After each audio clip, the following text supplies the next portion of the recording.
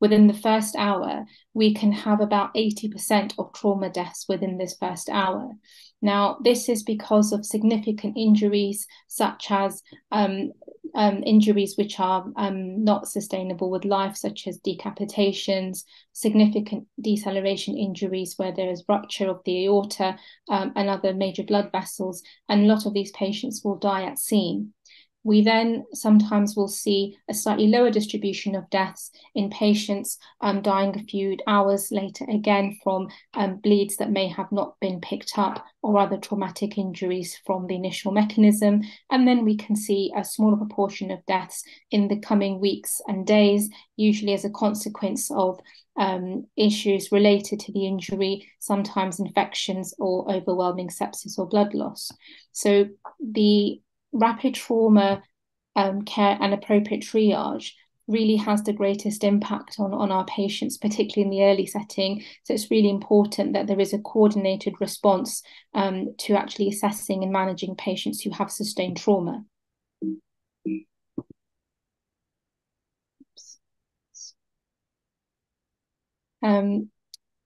So let's go to the next one. So for those of you who are familiar with the advanced trauma life support algorithm, and those who've done the course, essentially this is a international standardized method of assessing traumatic patients. Patients involved in trauma, and essentially it provides a systematic way of dealing with trauma, particularly complex trauma, where you potentially could have mass casualties, and it's a way of assessing patients so that we can do the most to really capture those patients, particularly at the early stages of that golden hour, to make sure that we can have the most impact in trying to minimize mortality. So the actual algorithm is quite easy to remember. It's a C-A-B-C-D approach. So the C with an A is C-spine protection, and so it's quite relevant in the context of head injury, breathing and ventilation, circulation with hemorrhage control. So that includes giving blood products and tamponade of any bleeding. Disability, which includes neurological status, as I'll discuss later in the talk, and exposure with environmental controls. So in the context of trauma, this includes things such as thermoregulation, coagulopathy, etc. as well.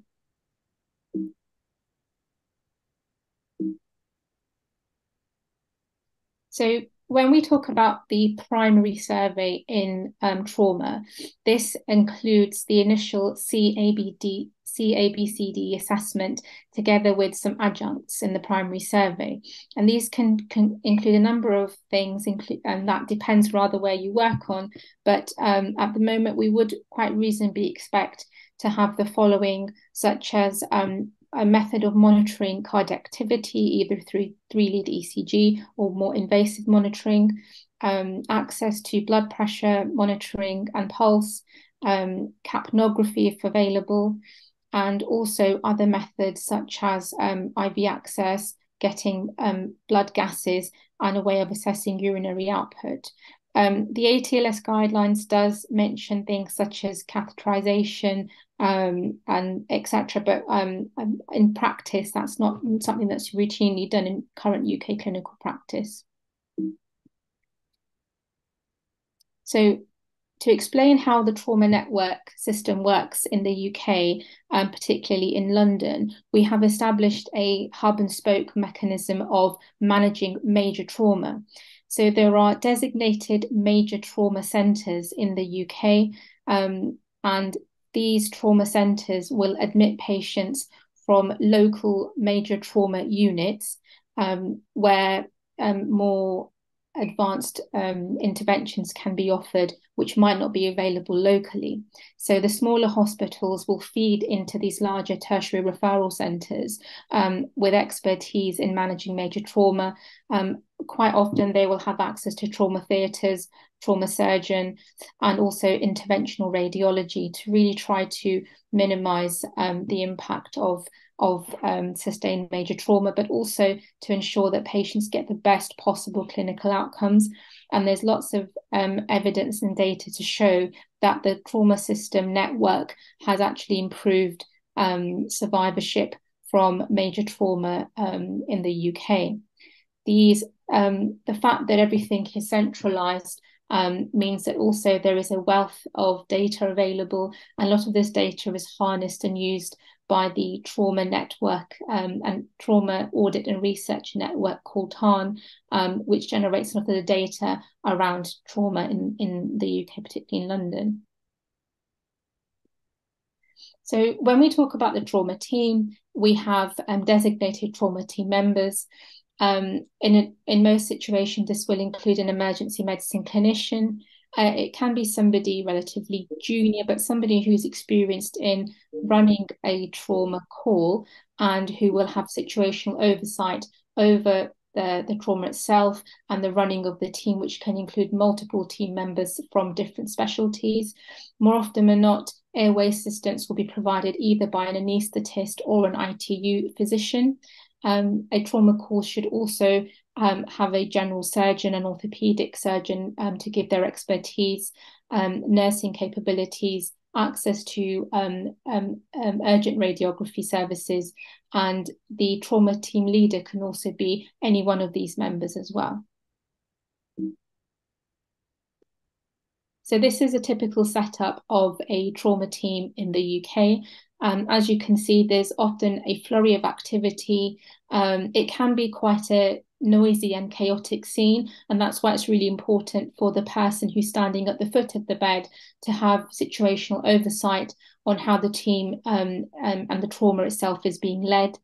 Often what tends to happen in the emergency departments in the UK is that the ambulance service will usually call prior to their arrival, which gives the centre a chance to get all of the resources together, call the relevant personnel and assemble the team and assign roles. That way we can really maximise efficient team working and make sure we get the best possible outcome for the patient.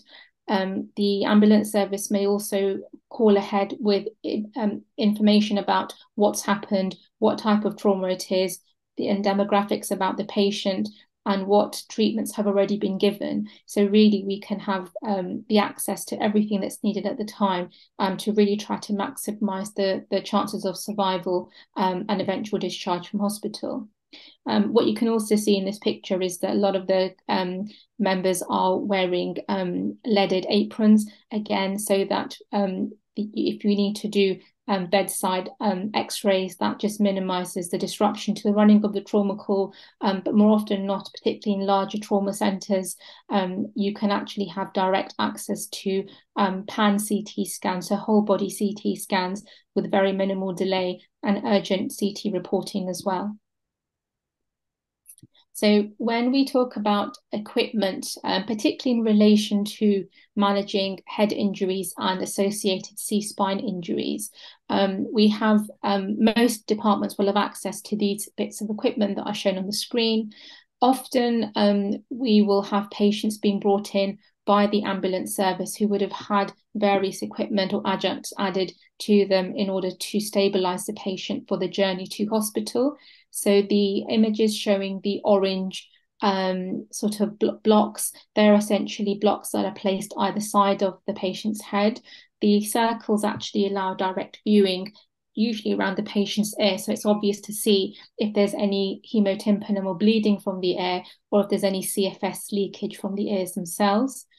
The image on the bottom of the screen, which shows a yellow and blue coloured collar, is a cervical collar, which again can be adjusted and placed on the patient to minimise movement around the neck until the C-spine can be clinically or radiologically cleared for any injuries. The picture at the top showing somebody holding the dummy is to demonstrate the process of doing what we call manual inline stabilization of the C-spine. So there will be certain situations, either if you have a young child or sometimes even an older patient who has dementia or cognitive issues, where it's quite distressing for them to be held in a position using a block or a C-spine. Manual inline stabilization by hand is another way to ensure that the C-spine, any damage to the C-spine is minimized by isolating movement as much as possible.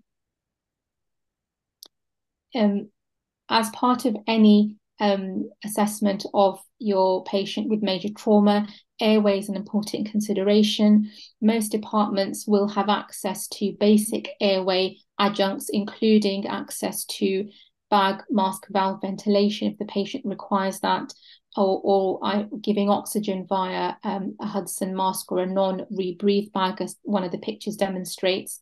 In some situations, particularly where you have complex facial, oropharyngeal or nasal trauma, where it's difficult to get access to the patient's airway and there's a risk of inability to oxygenate the patient, another option is to try what's called a surgical airway or front of neck access, as is demonstrated in the picture there. Most units will have access to basic airway adjuncts, including the oropharyngeal airway, which is shown as the small devices with a flange towards the end, and these are available in various sizes according to the size and age of the patient. And the more smaller, narrow, flexible tubes are the nasal pharyngeal airways, which is a perfectly valid way of maintaining a patent airway in patients who have reduced GCS or at risk of loss of consciousness. As part of our B assessment, again, auscultation of the chest is vitally important. That includes assessing for any tracheal deviation, which could suggest an issue with ventilation. The X-ray shows quite a clear patient who's got an obvious fluid level there, and sometimes major trauma can be associated with a hemothorax or a pneumothorax or both.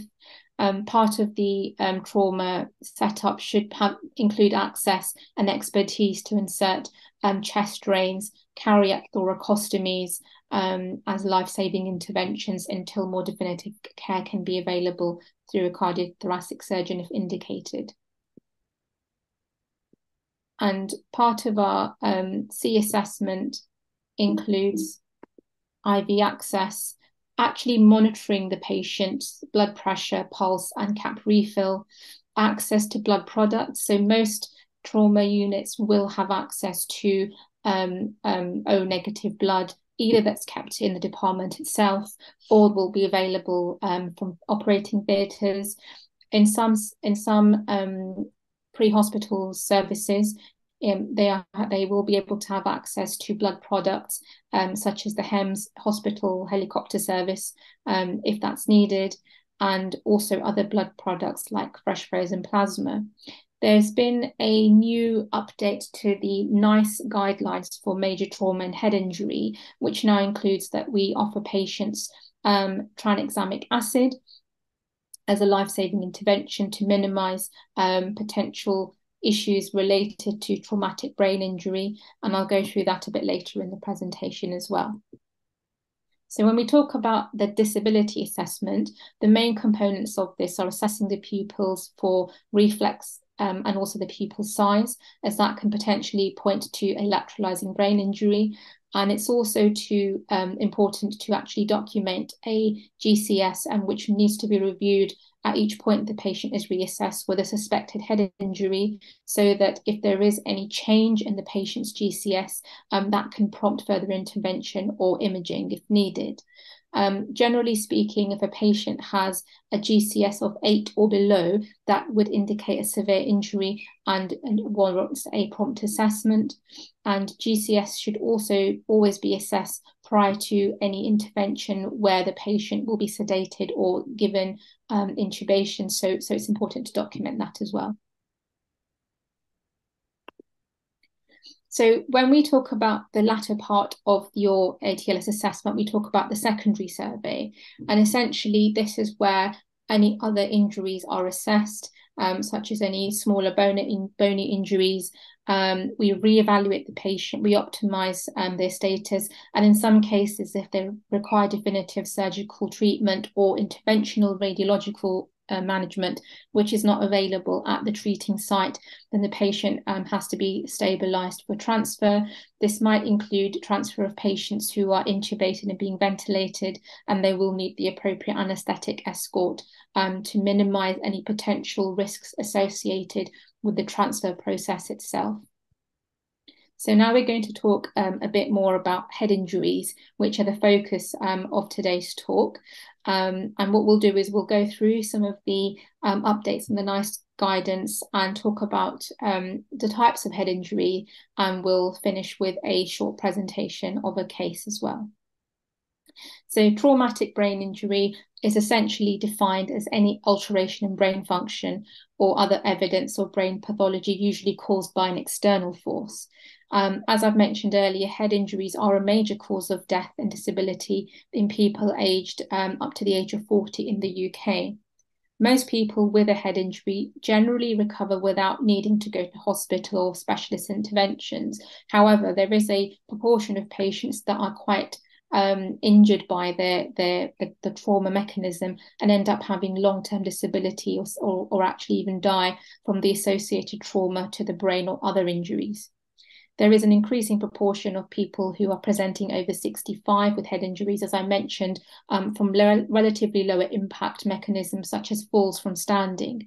As we've got increased prevalence of older patients, particularly where we practice in the Queen's Hospital sites, we have a lot of older patients who have a lot of frailty needs. Falls are quite a common presentation, and sometimes these patients can have associated head and C-spine injuries. So if we talk about risk factors for TBI or traumatic brain injuries, essentially, if you have a patient who has a GCS of less than 15 on initial assessment, that should alert you to the potential for a traumatic brain injury in that patient. If a patient has had any loss of consciousness or any focal neurological deficit since the injury, again, that should make you think about potentials for a traumatic brain injury. If a patient has had a complex skull fracture or actually a penetrating head injury from an implement, that increases their chances of getting a traumatic brain injury. And other symptoms such as amnesia, persistent headache, or episodes of vomiting or seizure activity. There is a subset of patients who may have had previous brain surgery or have various adjuncts because of previous brain surgery who are increased risk of having problems. And also if you have a high energy head injury, and there is a list of potential situations where that can happen, such as a patient who may have been in a motor vehicle, potentially he could have hit the windscreen from the inside and has resulted in what's called a bullseye injury of the screen, but also patients who've had ejections from vehicles when they've stopped, and other high mechanism injuries such as a very high fall.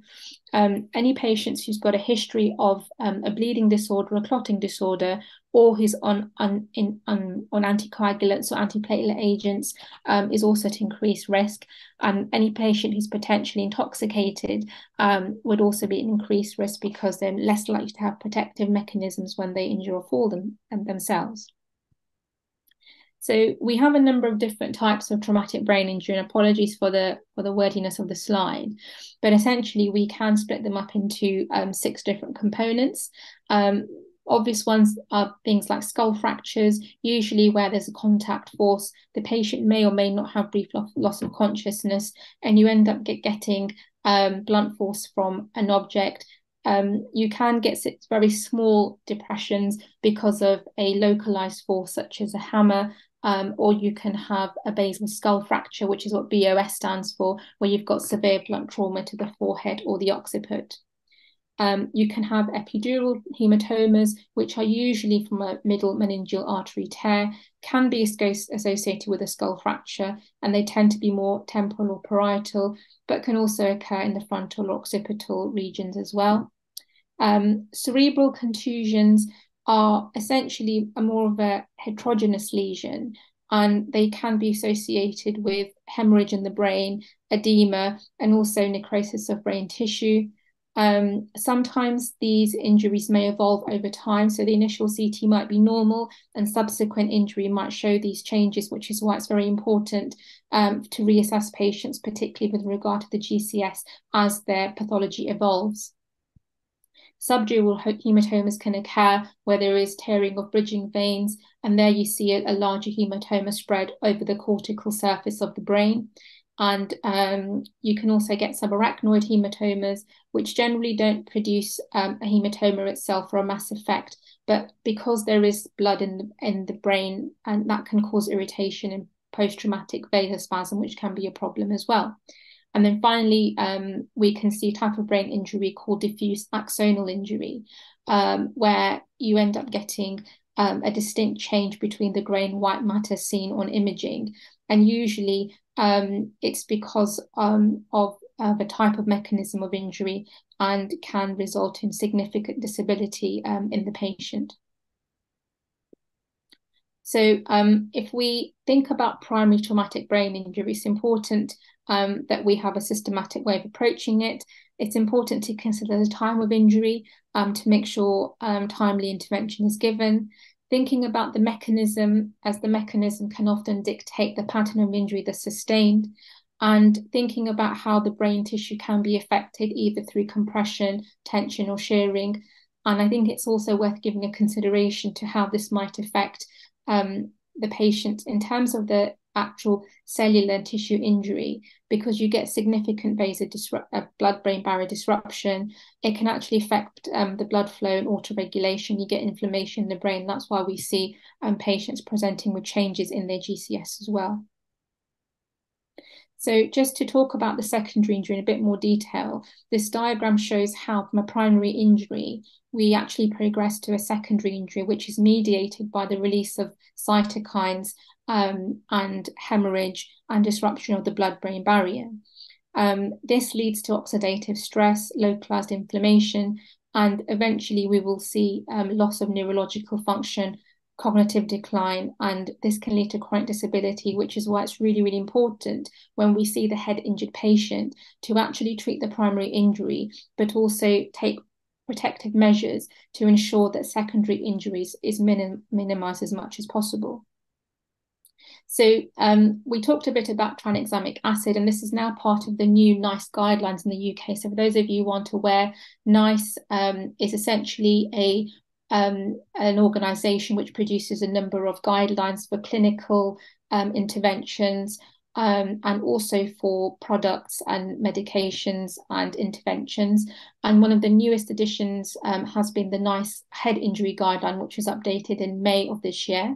And the newest addition being that tranexamic acid, which is a drug that's quite commonly available worldwide, is now licensed for use in the context of head injury for patients who've got a sustained new head injury with a GCS of less than 12, who are not thought to have active extracranial bleeding. These patients should be given, or you should consider giving 2 grams of IV tranexamic acid. That's for all patients over the age of 16. There are dose adjustments to be made for patients who are under 16. So the criteria for CT head imaging, so not everybody who has a head injury needs to have a CT head. And in order to allay any ambiguity about who needs to have a CT scan and who doesn't, NICE have also helpfully published some guidelines as to who should be considered for head injury imaging when they come into an emergency department. This is to make it easier for clinicians to follow, to have a set of guidelines against which to follow their clinical practice. So they're actually very similar to the previous criteria that we looked at, where patients might be at risk of having a traumatic brain injury. And usually these take into account GCS score. So either a score of less than 12 when the patient first presents to your department, or a score of less than 15 2 hours after the injury, presuming that the patient had a baseline of 15 to start with. If there is any suspicion of an open or depressed skull fracture, or any signs of what's called a basal skull fracture, so that would include things like hemotympanum, panda eye signs, so ecchymosis around the eye, any CSF leakage from the ear or nose, and battle signs, which again is bruising around the ear and the mastoid. Patients who've had any form of post-traumatic seizure, witnessed or otherwise, or any new focal neurological deficit, and more than one episode of vomiting, they should be considered for CT imaging. And any patient who is, again, having any history of a bleeding or clotting disorder, who has had a dangerous mechanism of injury sustained, and has had more than 30 minutes of amnesia of events before the head injury itself. So now I'm going to go on to a case that I was involved in as a junior registrar, not at my current hospital, but this was a gentleman who actually was brought in by his family, who came in the ambulance with him during a night shift, one shift. He was someone who was known to have a history of alcohol dependence, and he'd actually previously come to hospital quite a few times with a similar presentation where he'd been intoxicated after drinking, had fallen, and had had head injuries in the past, usually that were not significant, and was usually sent home. On the day in question, he actually had 2 falls earlier that day, once outdoors and once in his bathroom. And so the family brought him into hospital because they were just a bit concerned that he'd had 2 falls in one day. When he came to the department just before 2 in the morning, he had observations done. His GCS was documented as 15/15, and he was walking around on his own without any assistance. Shortly afterwards, he was seen by one of the senior doctors in the department. At this point, his GCS was the same. His C-spine was assessed, and a CT head was requested. Again, if we go back to our guidelines, on the basis that he was somebody who was intoxicated, that would be clear indication to get a CT done to rule out any potential traumatic brain injury. As is the case, sometimes there are some delays getting scans, and by the time this gentleman had his scan done, it was authorised by the department. The patient went to the scan and came back in that time. So about 4 hours later, a verbal report was phoned through to our department saying that the scan was very abnormal, that someone needs to have a look at this now. And by the time the patient had come back from the CT scanner, over that time, his GCS had reduced. And when I actually got involved, his GCS was now 3/15. So straight away, he was moved to the resuscitation part of the department. Following the ABCD approach, his airways was patent. Can someone just put themselves on mute, please, if that's okay? Thank you. His airway was patent, and again, he was unable to maintain his own airway, so he was given a jaw thrust and a Goodell airway was inserted. He was given high flow oxygen. He was breathing at this point, but already from his circulation, he was starting to demonstrate a hypertensive state with a falling heart rate. And I will talk a bit more about the physiology of that in due course. He did have an irregular pupil size from one eye to the other, and he had bilateral sluggish pupils with a glucose of 6. At this point, it was quite clear this gentleman had a significant brain injury, and the ITU team were called because he required rapid sequence induction intubation because of his head injury. So his CT scan came back thus. He had an acute subdural hematoma with left hemicranium with significant mass effect. He actually had a midline shift and some herniation of the brain as well. And this had all happened in the time from his injury up until the point of when he went to the CT scanner, and subsequently his GCS had dropped. So essentially, this gentleman was rapidly intubated. He was discussed with the neurosurgical team, who actually aren't on site. They were at another site at the major trauma centre. And they were very, very clear that, yes, he has significant injury. He needs to be given IV mannitol, blood products to try to minimise, again, thinking about the secondary effects of the brain injury. And he was transferred quite promptly to the neurosurgical centre. Unfortunately, despite the neurosurgical team's best efforts, he ended up dying a few days later.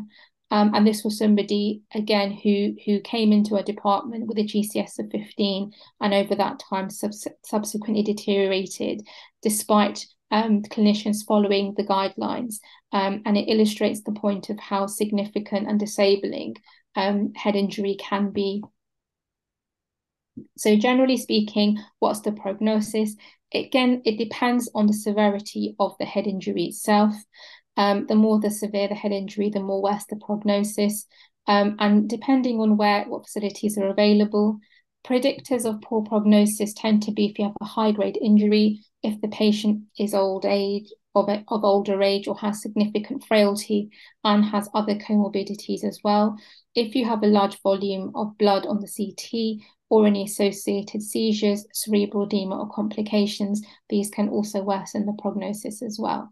And quite a high proportion of patients can die before even reaching hospital, depending on the significance of the injury. So just to talk about cerebral blood flow autoregulation, you'll recall that I mentioned that the patient had changes to his heart rate and blood pressure. And he was essentially demonstrating something called Cushing's triad. This was because of the coning effect of the raised ICP on his brain.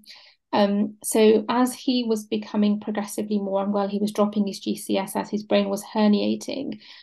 His blood pressure started to go up and his heart rate and respiratory rates were falling. And this goes back to something called Cushing's reflex. For those of you who recall the Monro-Kelly doctrine, the brain is within a fixed box. And essentially, in order to maintain cerebral perfusion, you start to get increased intercerebral pressure. This is essentially a mechanism to keep the brain perfused, but there'll be a critical point where the ICP, the intracranial pressure, becomes high, and you end up getting reduced cerebral blood flow, and that results in all the problems that we've mentioned in terms of secondary brain injury.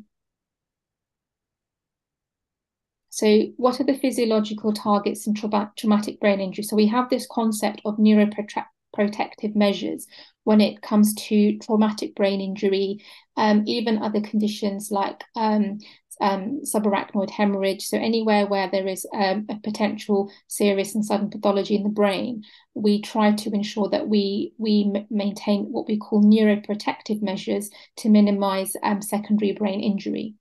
And those are usually set targets or near and around set targets of trying to keep the intercerebral pressure relatively stable to normal, the blood pressure as normal as we can, maintaining an end tidal CO2 of between 4.5 and 5, keeping the patient normal glycemic, normothermic, and aiming for euvolemia. If your patient is intubated and ventilated, or even if they're not, trying to maintain a slightly head-up position just to try to ensure that everything is within normal parameters as possible to minimize secondary brain injury. So if the patient arrives in your ED with a traumatic brain injury, what should you consider? Always check the GCS and pupils prior to any intervention, particularly intubation, and go back and reassess the GCS in case things change. Thinking about neuroprotective measures such as intubation, and this is to reduce the risk of rebleeding. And ideally, you want the most experienced and competent person to be carrying out things like intubation, because intubations that are not physiologically as best as they can be can actually worsen brain injury as well if the patient becomes particularly hypo or hypertensive. Always treat patients for pain and give sedation. This is also from a compassionate point of view, but also to try to reduce sympathetic surges and manage a patient who might be hypertensive because of pain. Treat any vasospasm that you might have with associated bleeding with antihypertensive medication if available, and try to maintain conservative blood pressure monitoring. Put in an arterial line if you have to as well. Give medications to prevent seizures, because a proportion of patients will have seizures with brain injury. So consider giving phenytoin or other benzodiazepines or levetiracetam if available. And if your patient has evidence of any coagulopathy, for example, if they're on warfarin, consider giving vitamin K or any other antidotes for any anticoagulants that the patient may be on, or consider giving pooled platelets for patients on aspirin and other anticoagulants as well, and antiplatelet agents. As with any patient who's significantly injured, particularly with traumatic brain injuries, you can see some ECG changes, dysrhythmias, thinking about not just the head injury in isolation, but also other injuries, making sure that we monitor for those as well. And consider early prompt intervention to neurosurgical advice. If that's not available at the site or centre that you're working, where it is available, do seek specialist advice promptly, because that can be life-saving and potentially reduce the disability that your patient will experience if they do survive their injuries. There's good data to show that patients have better outcomes at neurosurgical centres which have a high caseload, and are used to seeing such patients as well. And as I said, petting the patient about 30-degree head up. This is really to help venous return, and use a tape instead of a tube tie, which can actually sometimes occlude circulation as well. So that's the end of the talk, bang on 40 minutes. Here's some of the references that I used, but I would refer you to the NICE guidelines for head injury management, which were recently updated. There's some very good websites written by different organisations. Good ones include Deranged Physiology website, Life in the Fast Lane, which offer a number of very good resources for emergency medicine clinicians. EMCrit is another very good resource, and the Association of Anaesthetists have written updated guidelines for the safe transfer of patients who have sustained a brain injury. That's my presentation. Thank you very much. If you have any questions, please.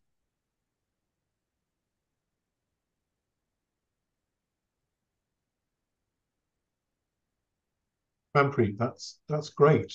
Have you seen the tranexamic acid guidance change practice at this stage? And do you have any anecdotal experience of its use? I'm old enough to remember the major studies on the use of tranexamic acid in subarachnoid hemorrhage.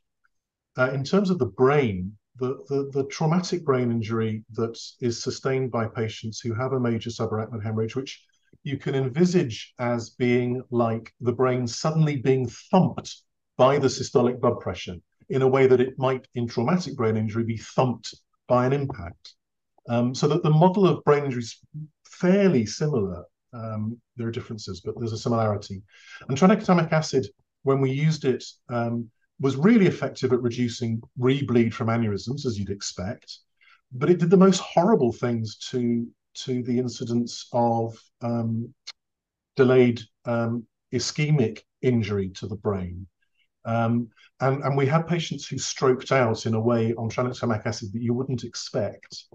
So I'm interested to read that tranexamic acid again can reduce some of the hemorrhagic complications of head injury, but doesn't change overall neurological outcome, which is similar, isn't it? What's your take on its use since it's been recommended?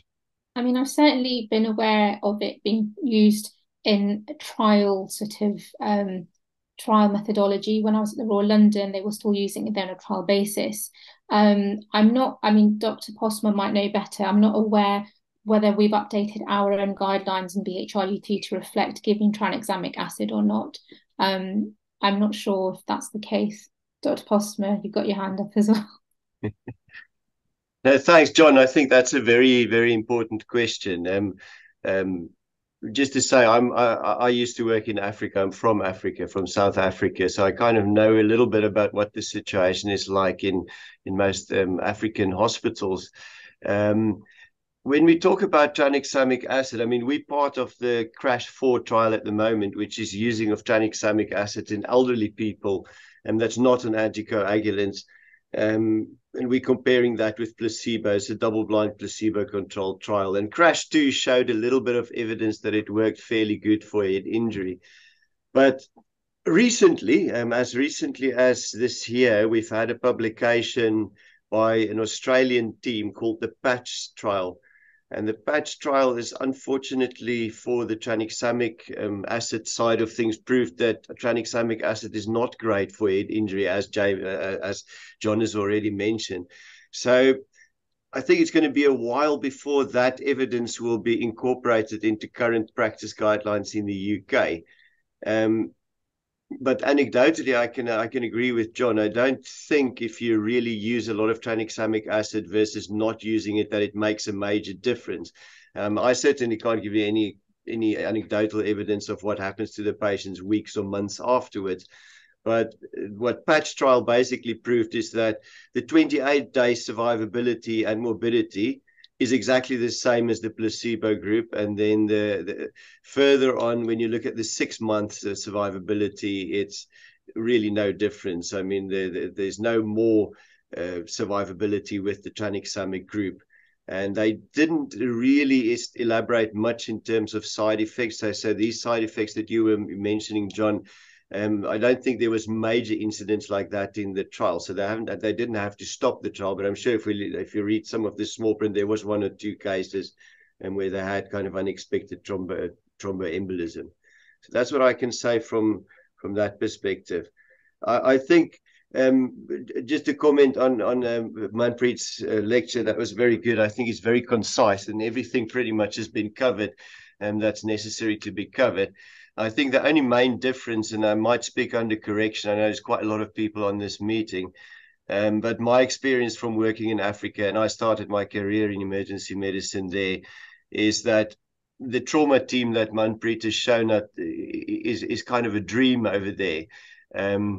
Most of the trauma calls I ever did there usually had maybe if we were lucky 2 doctors, but generally was one doctor and 4 or 5 nurses that ran the trauma call. And I see you've got a neurosurgical department now at your hospital in Zanzibar, which is fantastic. So I think early neurosurgical intervention is great.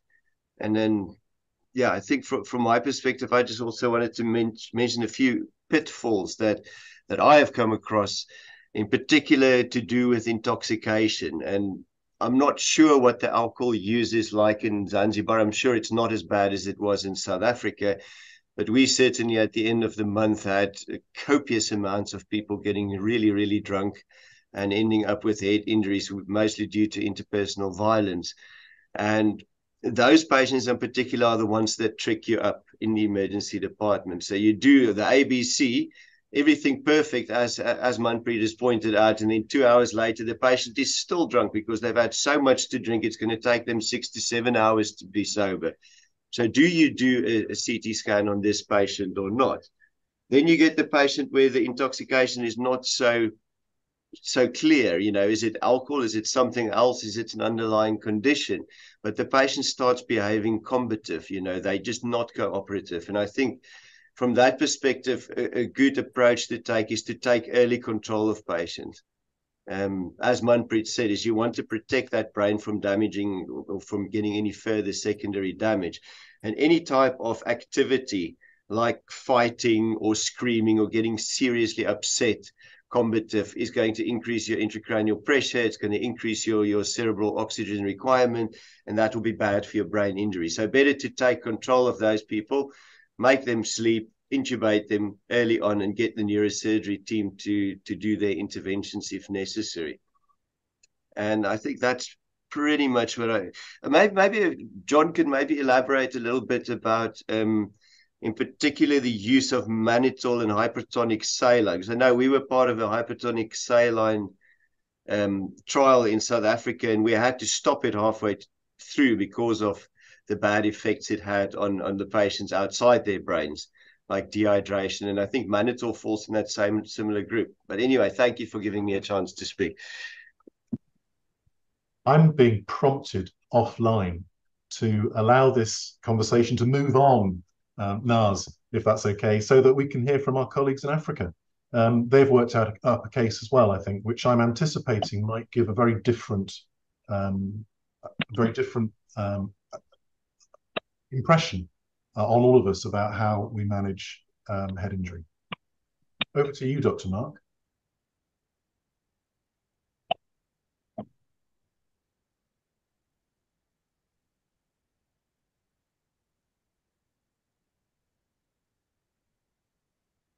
Dr. Mark, are you there?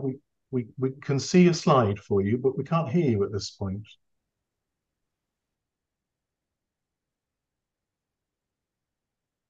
Is he muted? Or... Yes. Hello, everyone. Brilliant. Can you hear me? Yes. Yes, we can. Go ahead. Okay, thank you very much. I really appreciate for this opportunity actually to have this a good discussion and sharing the experience from different places. Actually, my name is Dr. Mark. I'm working in Emergency Department in Mazimoja. And let me go straight to the presentation. Actually, hello. Yes.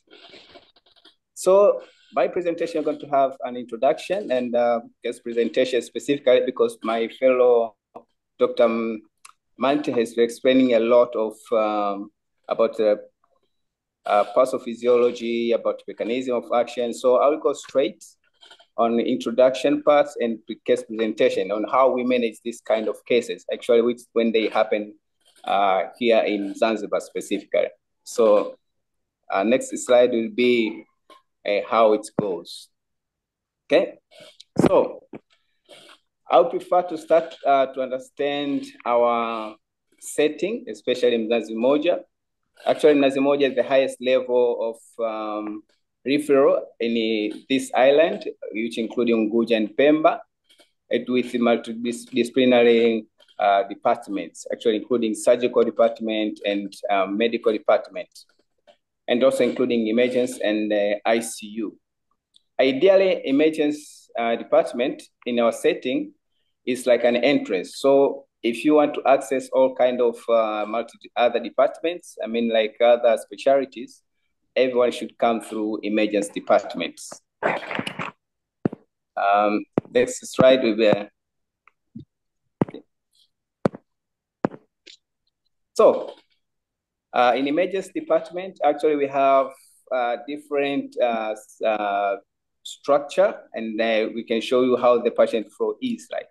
We have one triage room. Actually, we have two resuscitation room, which we see medical cases and surgical cases. Actually, in adult, we have 7 beds, and we have pediatric resuscitation, which has 4 beds. And also we have only one emergency theater, just in case for those cases which need early intervention or any surgical intervention. So we have one theater for emergency cases. And also we have treatment room, which most of the time we see non-critical cases. Okay. So the next slide is just to show you how the place look like. So this is our treatment triage room, which we just try to sort the patient based on their critical illness.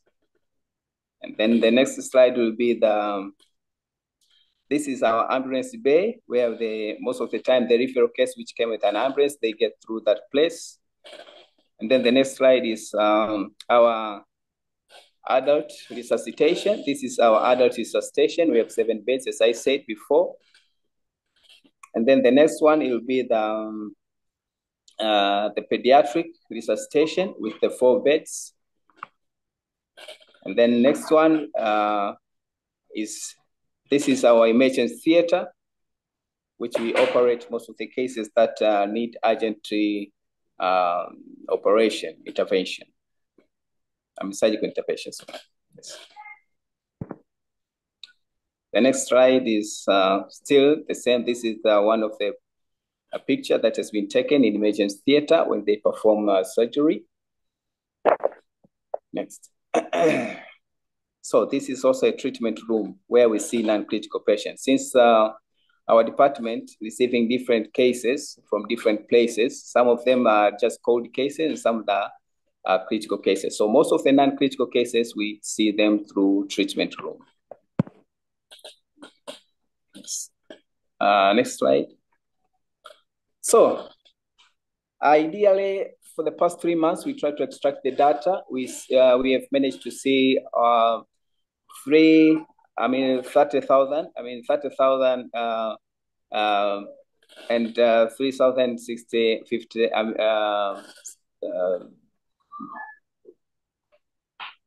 654 cases actually have been managed. I've been going through the emergency department, but common leading causes of admission in our setting most of the time is medical emergencies and infectious, but also trauma cases, including traumatic brain injuries. But the common leading causes of traumatic brain injury in our setting, especially in Zanzibar, most of the time is motor traffic, through the motorbike. Actually, we used to call them border because this is one of the commonest way of or means of transport, especially in our setting.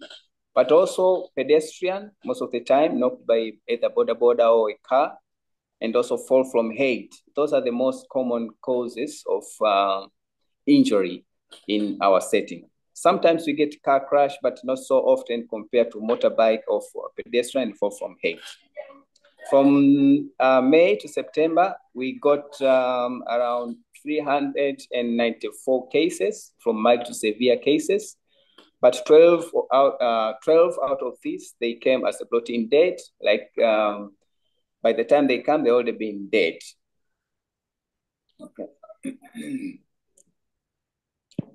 So these are images that try to show you how it looks like to have, because you can see there's a lot of people just getting car crash through motorbike, or we call border.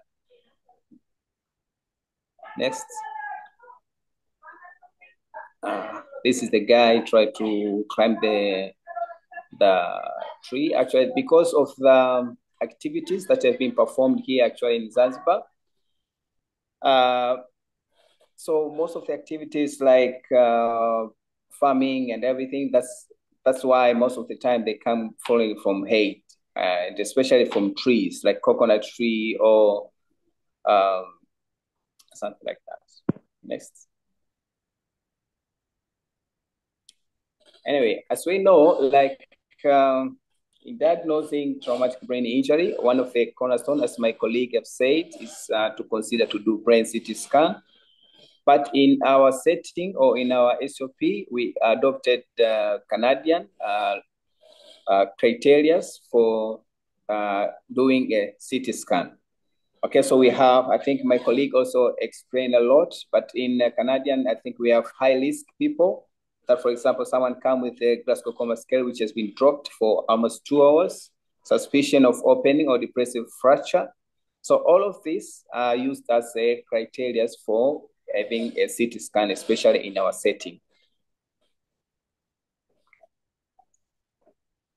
Next slide. So, as my colleague has explained a lot about mechanism of injury, about types of the traumatic brain injury. But when we come to the initial assessment and management, actually the key point is just to prevent also the secondary injury, because that is what most of the time can lead to patient to have deterioration and having a bad prognosis. So, next slide. So these are the factors that contribute most of the time secondary brain injury. You can see that cerebral blood flow, oxygen, energy flow. All of these factors actually, in one way or another, they're the one which can contribute to secondary injury. So all our intervention, most of the time initially, also one of the things that we are considering is just to address these factors actually. So this is the pathophysiology. Actually, I think Dr. Manpreet explained a lot about that, so I don't need to repeat it again to the side. Next. So, as we said, we have seen, most of the targets, our main target is just to address to prevent the secondary injury. So one of the things that is to ensure there is adequate oxygenation and also to maintain the blood pressure. Those are one of the key points that we should also address. I know when we start, for example, patient come to ED, we know we have a resuscitative phase where most of the time we prioritize our ABCs, because we know we have to prevent hypoxia. We need to make sure the patient is having to maintain the blood pressure at least in the normal range, as my colleague have been explaining. But also if there's a need to do surgical intervention, if it's indicated, and also the other things are medical support and other supportive care. But most of the time of this can happen in ICU, especially in our settings. Next slide. So let me go straight to the case presentation. Actually, this case is this 12 years boy came as a referral from the district hospital. As I've said before, our hospital is main referral hospital. So we receive different cases from different places. So this came as a referral case. It's a 12 years old boy, male, came from our district, one of the district hospital. Actually, he came to our emergency department 3 hours post road traffic accident as a pedestrian knocked by a car. The incident happened on 11th this month of September. So by the time he went to the district hospital, actually he presented with the bleeding per ear and nose and loss of consciousness and difficulty in breathing and swelling on the right thigh. Those are the complaints that has been documented. And the vital sign on arrival at the district hospital, the saturation was 42 on room air. The sugar seems to be high, around 18.9. And the temperature was 37. And the blood pressure actually was not recorded. So we had no idea what the blood pressure was at that district level. On assessment, as we know, like a primary survey on ABCs, airway, actually there was a lot of secretion based on what they've been documenting. So what they've been done from that airway, they did a sanction and they put OPA to secure the airway, and they keep the patient on oxygen. But until the last documentation, the saturation was 62 until they arrived in, they moved from the district hospital, come to our setting. But on the breathing, actually, the only thing they found is bilateral air entry still, but there's a crepitation all over. Circulation was not clearly assessed. But the Glasgow Coma scale was 18 or 80, and the pupil actually was not documented. But on exposure, the only thing that has been identified, there's a deformity on the right thigh that indicates there's a fracture, but there's no any other visible opening wound on exposure. So the treatment given actually on the district hospital, actually the patient was given antibiotics, ceftriaxone and metronidazole, and also been given painkiller and other supportive care. Actually, they improvised to secure the neck, and also they immobilized the fractured limb. Next. So, on arrival on our setting and pediatric emergency, because most of the time in our setting, 12 years and less, most of the time they are attended in emergency pediatric actually part. So on arrival, the saturation was 52 on oxygen, actually reservoir of oxygen mass 15 liter, and the pulse rate was 170 up to 189. The temperature was 37.9. The respiratory rate was 35. And the blood pressure was recorded, it was 121 over 59 over 58. On assessment of primary survey, actually there was a copious blood stain secretion on OPA, but the OPA was in situ from the district hospital. We started doing sanction, and on assessment of the breathing, actually there was a systemic chest movement, but still there was a cause crepitation.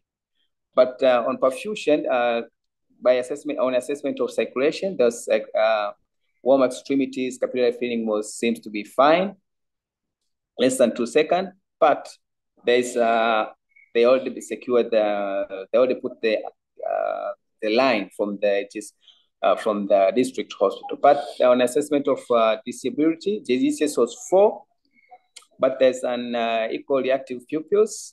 The sugar was 11.7. But the patient was dyspneic, and also there was a cyanosis on the tongue, but there was no visible opening wound, and there's no active bleeding per nose or ears. So before we attempt, because on prioritization, as we said before, like most of the time our aim is just to address, to minimize the risk of, to prevent the secondary injury. And one of that is just to address the hypoxia and to maintain the blood pressure, one of the two factors that we have to address. But on attempt, the first thing that we wanted to do actually is just to do rapid sequential intubation. But before we got to that point, in the first 5 minutes of assessment, the patient got cardiac arrest. Actually, we started emergency, we started the CPR instantly, and we conducted in total 4 minutes the CPR, and we managed to get spontaneous cardiac activity. But in the first 2 minutes, we ventilate the patient by using ambu bag and mask. And by the time that we are assessing the pulse of the 2 minutes, and then we did intubation. Actually, we used ETT size of 6.5, half to 1. And for the entire cycle, we only use adrenaline once. And then post-cardiac arrest, the saturation was 96 to 98. And also we are using, the pulse rate was 108 the pulse rate was 182 up to 191. The blood pressure was 98 and the 98 over 72. On reassessment of the primary survey, actually the airway will already been secured because the patient was being intubated, but still there's a crepitation in the circulation. The capillary filling was less than 2 seconds, but the GCS was free by that time, that to post-cardiac arrests. So other intervention that has been done when the patient arrived in our ED, actually we performed E-first. It was negative. There was no free fluid in the abdomen, and also we ordered the brain CT scan, cervical, chest, and the pelvic, just to rule out, because the patient had a fracture of the femur, and also there was a blood in the urine when they put the catheter. So we want to rule out the injury also in the pelvic. So other blood workout we have performed as our protocol most of the time in our setting. When we want to do, we prepare patient also for case of if it will be needed to do operation or something like that. Most of the time we add HIV test and hepatitis just in case the operation has to be done urgently. So after that, we consulted the neurosurgeon, orthopedic, and the ICU doctors. They come to review the patient, and then the patient after that was admitted to ICU.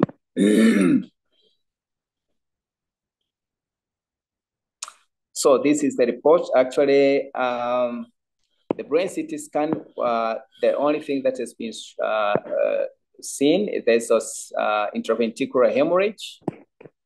And also there was a contusion in the cerebral, especially in the frontal lobes.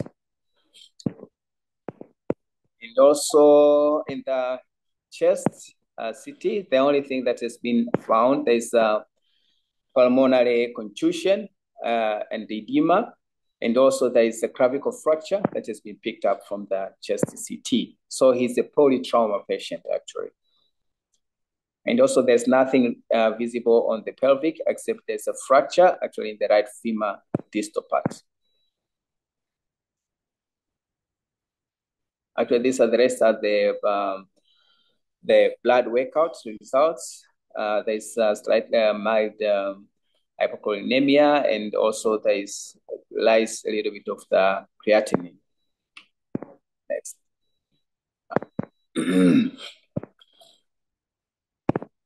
The next slide will be the follow-up in ICU. On arrival in ICU in the first day, actually the blood pressure was normalized. The pulse rate was slightly high, and the temperature started spiking up. The saturation was almost in no range, although the patient was on a mechanical ventilator. On assessment, again, primary survey, actually the airway was already been secured, but still there's a coarse crepitation.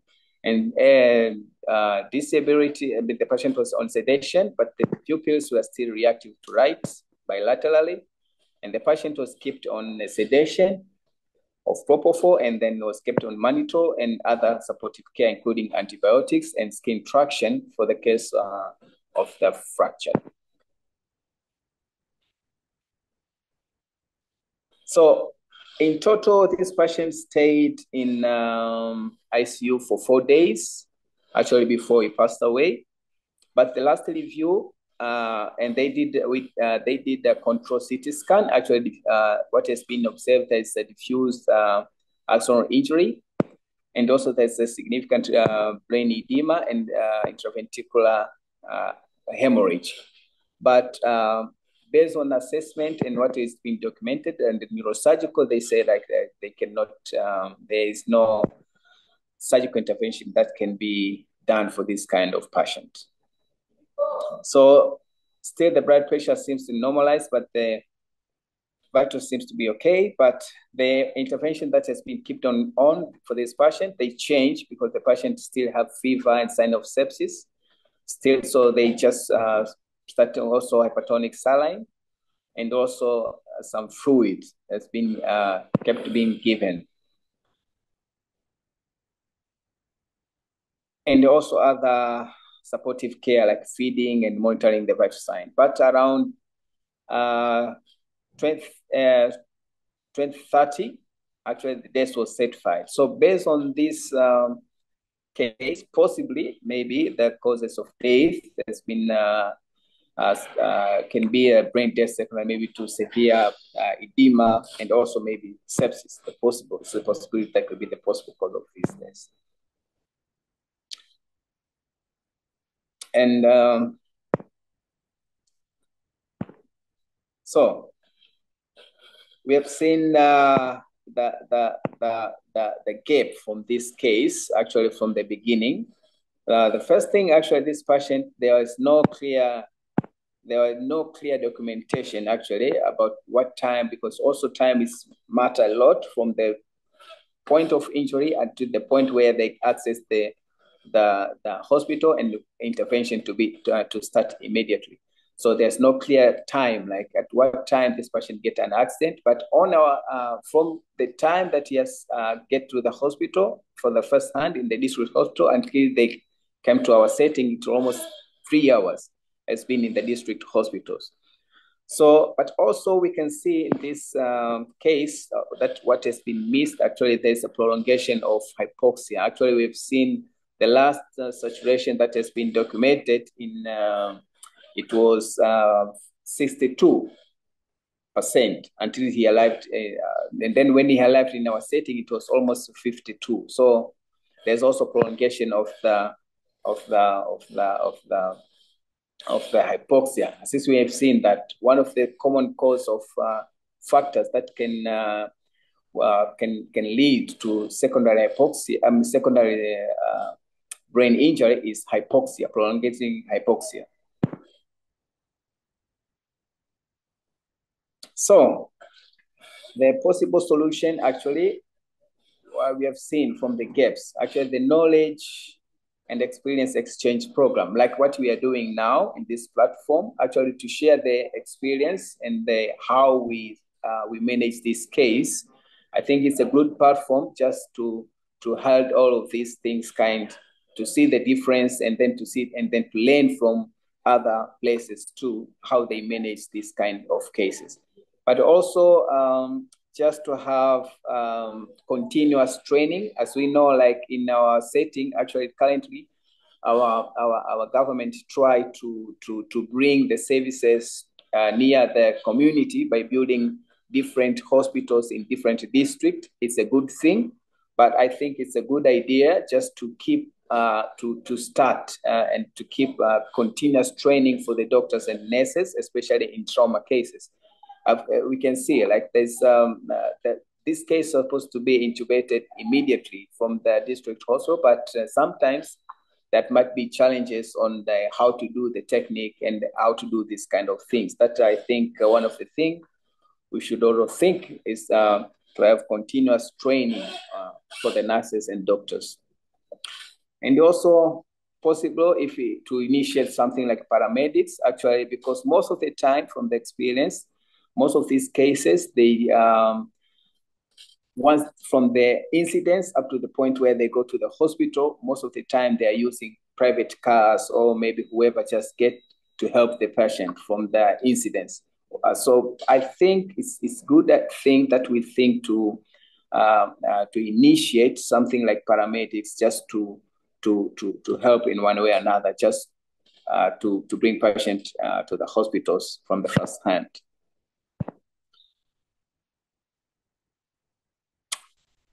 Thank you. Just in case if there's any question or yeah.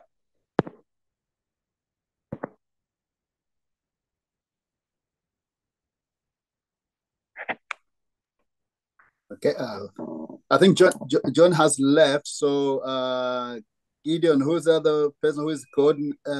Is it me? You're muted, Dr. Mlawe. You're muted. I can't hear you.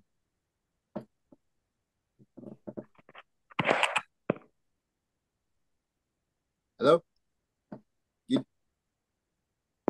Gideon, I cannot hear you. Hello.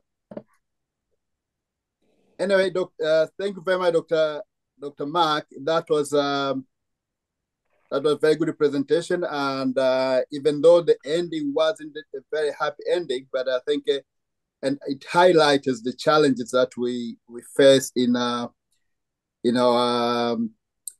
situation mainly in Tanzania and Zanzibar, in most low-income countries.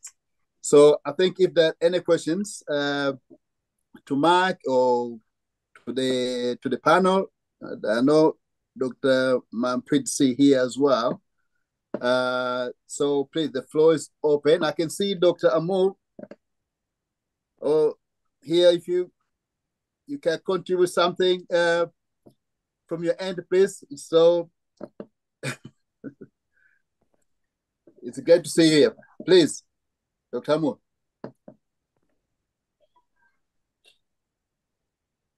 Yeah, thank you very much. Thank you, Dr. Mark, for the nice and comprehensive presentation, though we end up with losing the kid, but yeah, you have tried your level best despite the challenge that you have already explained on your presentation. But also, I would like to thank Dr. Manpreet for the nice and comprehensive presentation, which is almost was taking me back to my time when I was practicing. As you know, now I'm a policymaker, so that's those presentations is kind of reminding me during the practice days. But all those presentations are good. And I just want I have one question, and then I'll have some few comments.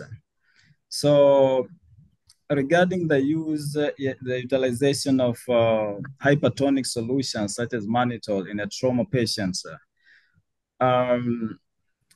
in Zanzibar, it is not commonly used. So I am keen to know what is the practice on mannitol utilization trauma patient in UK. That's one. And definitely regarding the situation that's Dr. Mark explained, and that might be the cause of death for this baby, is definitely lack of emergency response team. As Mark explained, we don't have an ambulance system. We don't have an emergency medical service system in Zanzibar. So we end up delaying the management of patients, losing a lot of time along the road, transporting the patient from the scene to the definitive care, which is the referral hospital.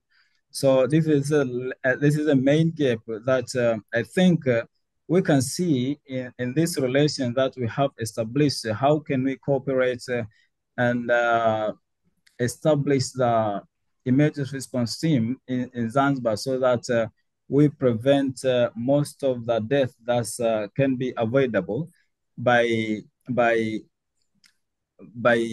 existing of emergency response and ambulance system in Zanzibar. So this is what I can say.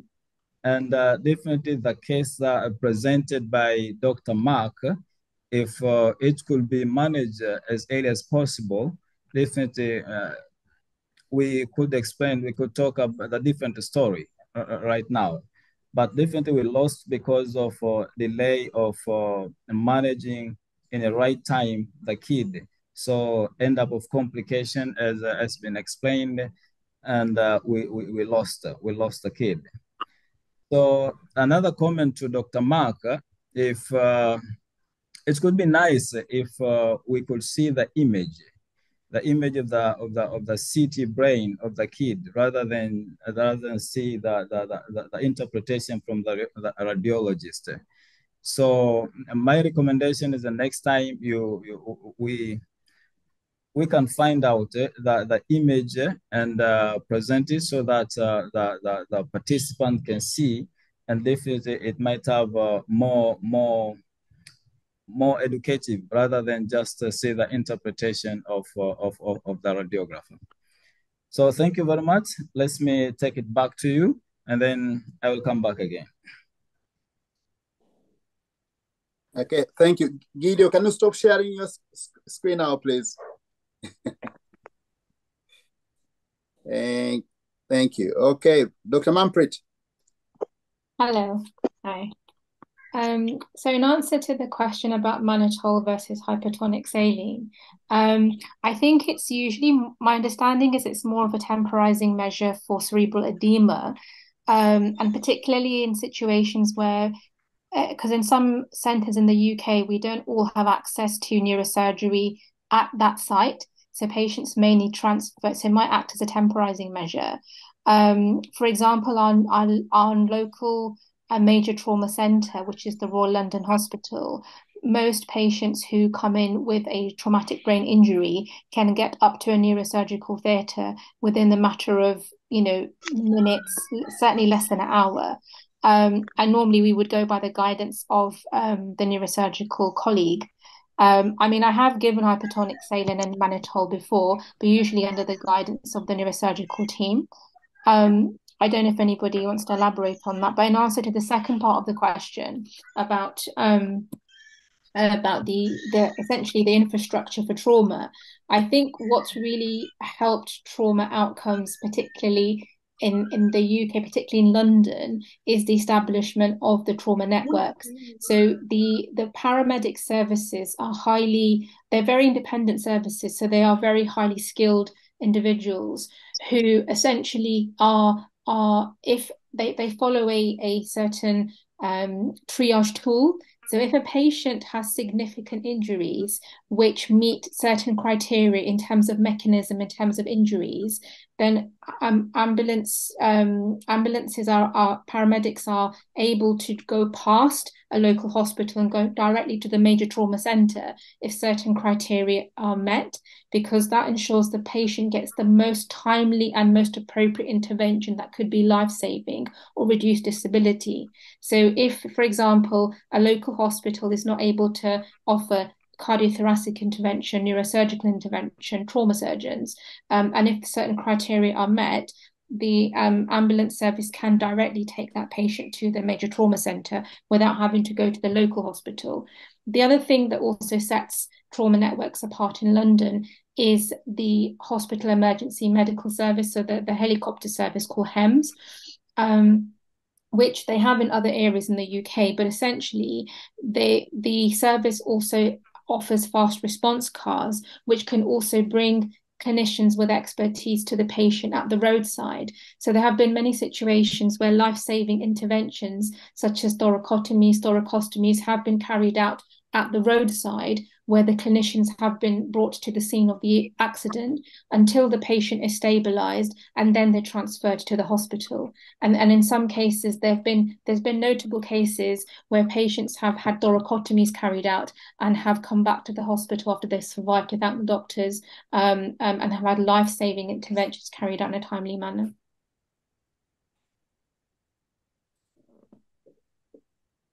Okay, thank you. I think Postmark, you get your hand up. Don't know, is that historical or? No, it's a new, and I just wanted to give some feedback on the case. I think it was a well-presented case. Thank you for that. It is unfortunately sometimes quite tragic, when we see especially a younger person pass away. I don't think you have to be too critical to yourselves because, unfortunately, these type of brain injuries are the worst to have. We're talking about diffuse axonal injury with an intraventricular bleed. Very seldom. I mean, our neurosurgeons have left already, but I think John would confirm that those are the most difficult ones to treat because there's no specific surgery you can do for that to save it. And then on top of that, unfortunately, the secondary brain injury that took part probably before the patient even arrived at the hospital.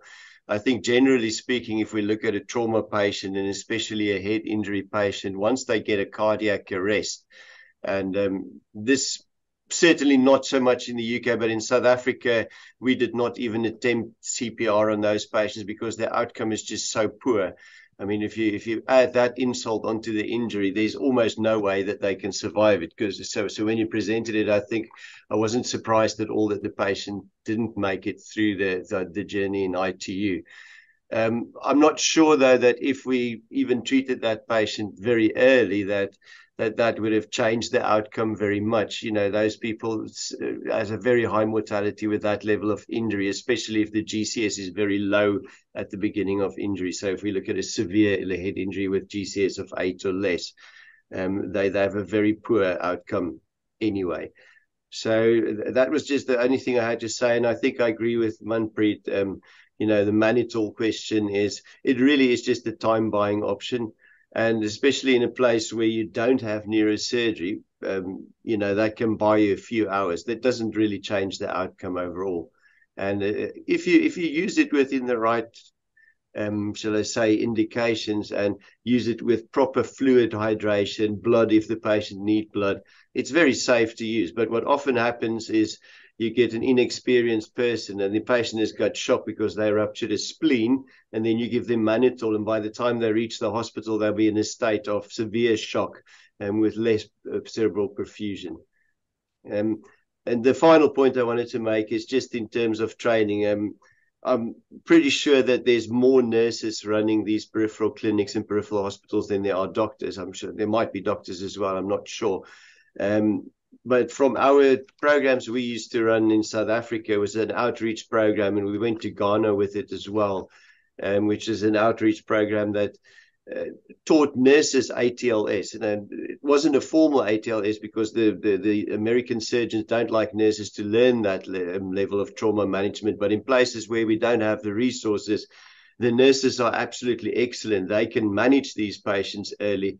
The course is simple enough for nurses to understand it just as well as any doctor can. And I think to give that basic level of treatment, that's what that course is there for. So I would, if I were you, invest in getting an ATLS course run on your island. I think it would be very beneficial for everyone, and including your nurses. So thank you from me. Okay, thank them. The question is, how will you tell the patient doesn't have external cranial bleeding before giving tranexamic acid? I mean, I think that goes back to your primary survey. So your primary survey should be a comprehensive assessment of where the main bleeding points are for the patient. And I think it's a balance of risk versus benefit, because invariably some of these patients might have other causes for bleeding. They might need correction for example, if they're antiplatelets, anticoagulants, which we often see here in the UK, particularly with our elderly patients. And I think in some centres you have rapid access to pan CT scans. So, for example, in our local major trauma centre, the distance between the trauma resuscitation bay to the door of the CT scanner is literally 5 foot. So the patient can get into the scanner and out again once they're stabilised in a matter of minutes, and you can clearly identify where the bleeding points are. And I think it depends on your resources. But I think from first principles, you probably have to rely on visual assessment, looking at the physiological parameters and what you can see on the primary survey, including your FAST scan as well. Yeah. Thank you very much for that. You're muted. I think Naz is left, I think. Yeah. That is in the cases of highly confused patient in traumatic brain injury, Is it appropriate to give sedatives? It was not answered, I think. Yeah, I answered. Sorry, I don't know if you saw my response. In some situations, we do have to give sedatives because that facilitates getting the scan done. I think it's important to make sure that we try to reverse whatever causes there are that are making the patient irritable, that are not just related to the primary brain injury. Is the patient in urinary retention? Are they in pain?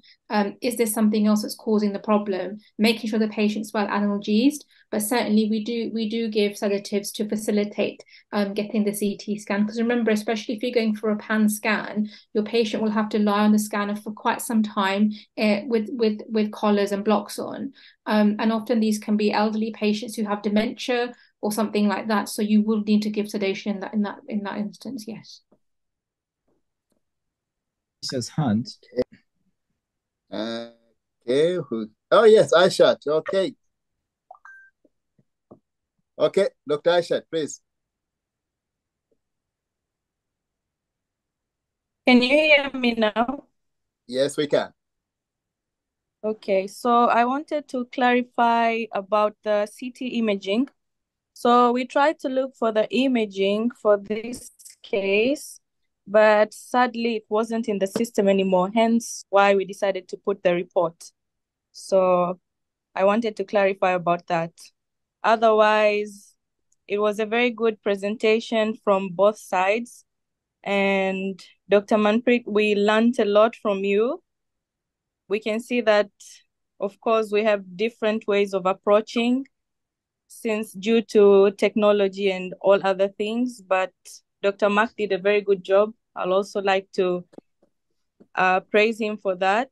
And I hope we can have more future online sharing of ideas. I think it's going to help us. Zanzibar needs from your end is improving the responding to emergency situations, especially in trauma patients.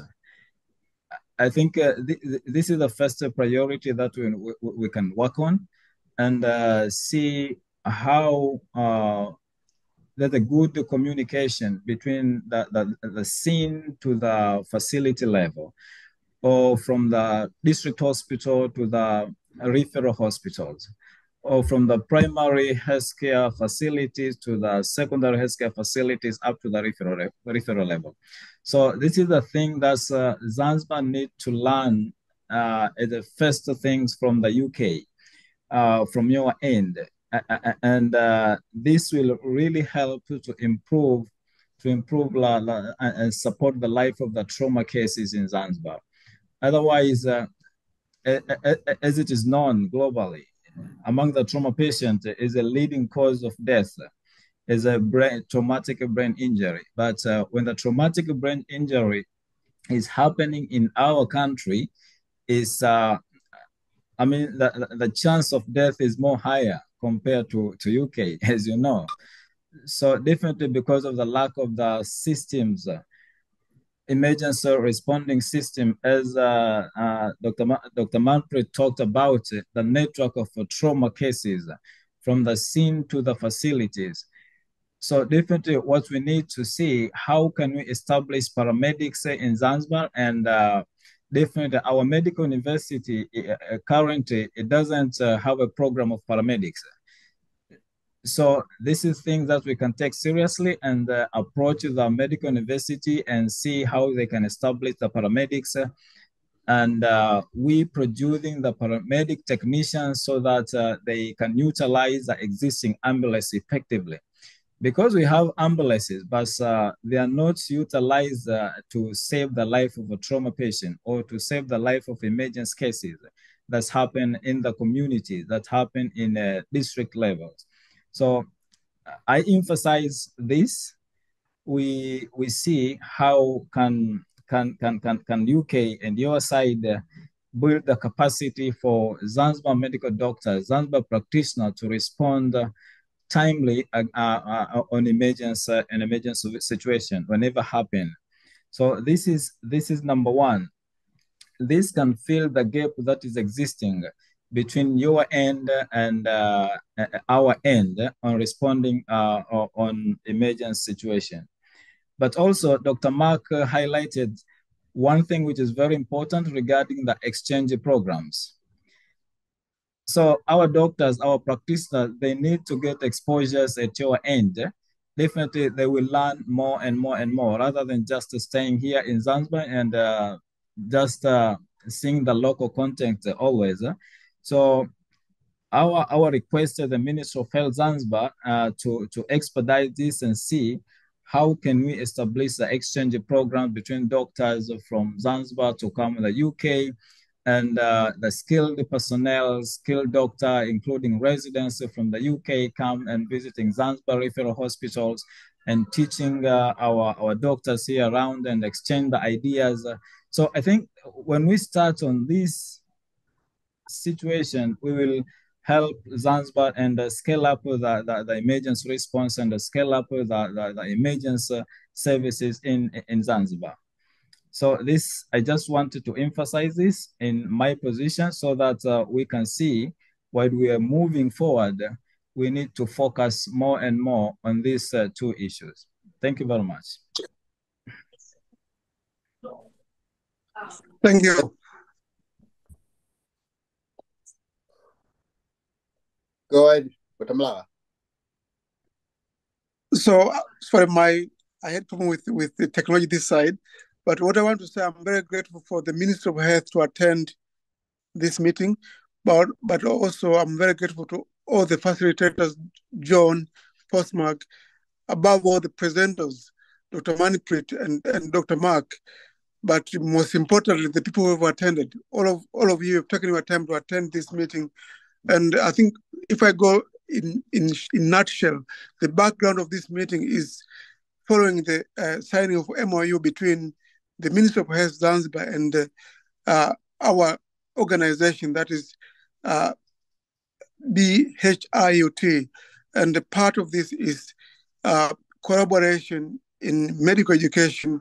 That's what we're doing, clinical care and research activities. And I think to start, we are starting with online platform, but going forward, we hope that we'll be able to do the so-called fellowship program or exchange programs in terms of face-to-face visiting many hospitals in Zanzibar, but also our colleagues from Zanzibar visiting our institution in UK.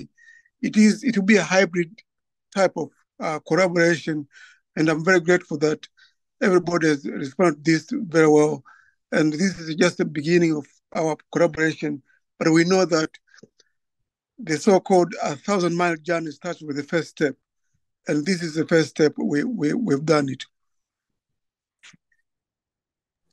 Okay, thank you very much. Thank you very much, Professor Mlawa. Dr. Hamza got his hand up there, please. Yes, I'm very impressed for the attendance. This is the first meeting, but the attendance was very good and very encouraging. But I'll just ask the moderator to allow Professor Makani. I think she has written something very positive there to facilitate this. If you can give chance to Professor Makani. Thank you. Okay, hakuna shida. Okay, Professor Julie Makani, please. You can say a few things. This very Professor Makani.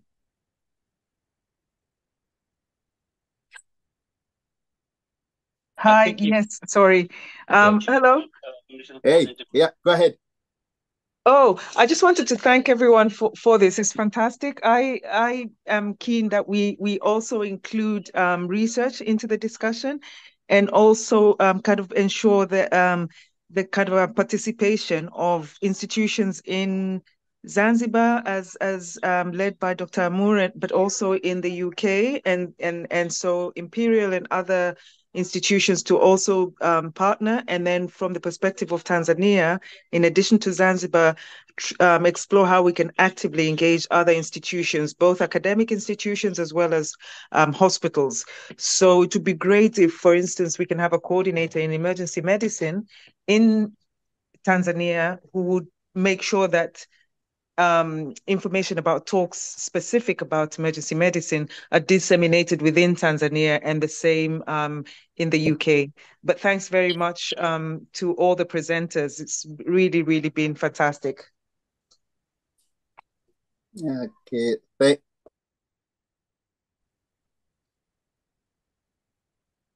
You're muted. Okay. Thank you very much, Dr. Professor Makani.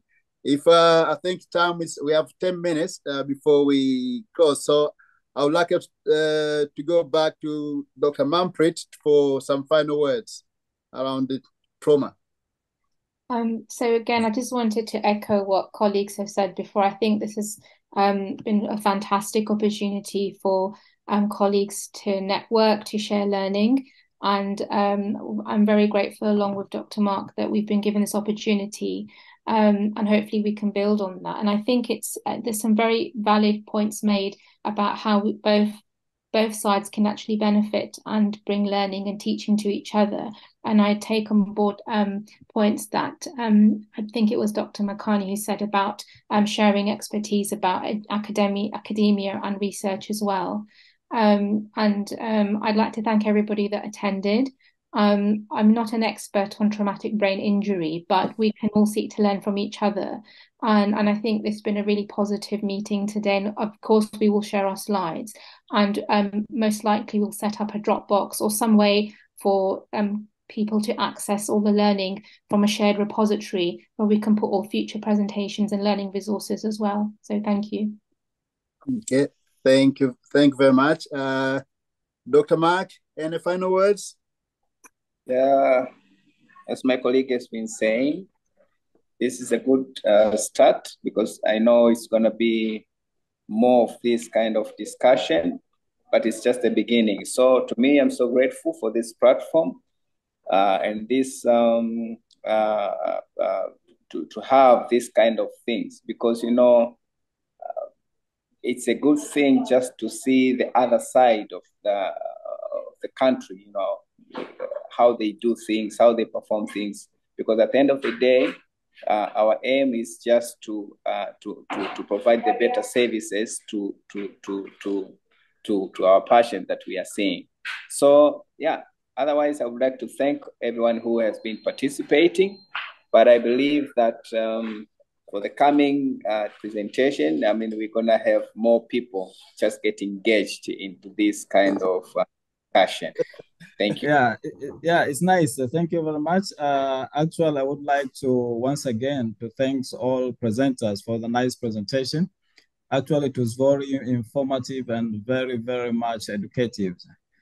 And we, as a Minister of Health, we are very happy. We are so happy to see these initiatives. I remember the day we have signed the MOU, and definitely sign the MOU, it was one step, but implementation of what we have agreed is very important things. So we are happy that we have started implementing it, and actually we are looking forward for the positive result toward these relationships. We Zanzibar, we as a Ministry of Health and Revolutionary Government of Zanzibar, but also in Tanzania in general, as Dr. Makani has said, because we worked in collaboration between our National Hospital, Muhimbili, and Mnazi Mmoja Referral Hospital, Zanzibar, but also Zanzibar and Tanzania mainland as one country. We need to move together in improving the healthcare system throughout the country. So we are happy for these initiatives, and actual Ministry of Health is very positive on this, and will facilitate more people to engage in this important forum, so that we get the positive result based from our MOU that we have signed. And also we expected to learn a lot from your end, and ultimately Zanzibar and Tanzania in general will be having a very strong health system and save the lives of many people which are encountering emergency situation, whether with non-communicable disease or communicable disease. Thank you very much. That's all what I can say. And I would like to send it back to you. Okay.